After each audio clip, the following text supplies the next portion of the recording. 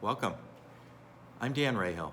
I'm a managing director with Wintrust Wealth Services and a past chairman of the Illinois CPA Society. At the Society, we put together the series of 8 short videos on the CARES Act. This is the third in a series of monumental COVID-19 relief packages, and this is our 8th and final episode in which we'll be discussing unemployment insurance and Internal Revenue Code 139 disaster relief. Let's just jump right into unemployment benefits, which are increased under the Act. The Act expands coverage to include those unemployed, underemployed, or unable to work as a result of COVID-19. The Act adds $600 for 4 months to the unemployment benefit determined under existing state laws, and it's available without any waiting period. If a state runs out of money and an individual is still unemployed, the federal government will provide an additional 13 weeks of unemployment insurance through December 31st, 2020. And these increased benefits will not count towards any income limits under Medicaid. Finally, the Act provides funding to states to pay for the first week of unemployment benefits for those states that currently wait 1 week before the individual is eligible to receive benefits, instead of as soon as they become unemployed.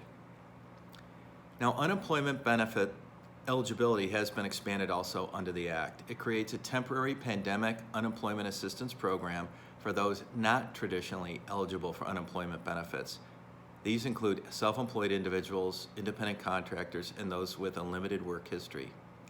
If they're affected and unable to work as a result of COVID-19 emergency, they qualify. Short-term compensation programs bolstered. Under the Act, funding for states to support short-term compensation programs where employees reduce employee hours instead of laying off workers, and the employees with reduced hours receive a pro rata unemployment benefit. This provision would pay 100% of the expenses states incur in providing this short-term compensation. The Act further provides funding to support states that begin short-term compensation programs. This provision would pay 50% of the costs that a state incurs in providing this short-term compensation. Let's talk a little bit about qualified disaster relief and Internal Revenue Code Section 139. On March 13, 2020, the COVID-19 pandemic was designated a national emergency.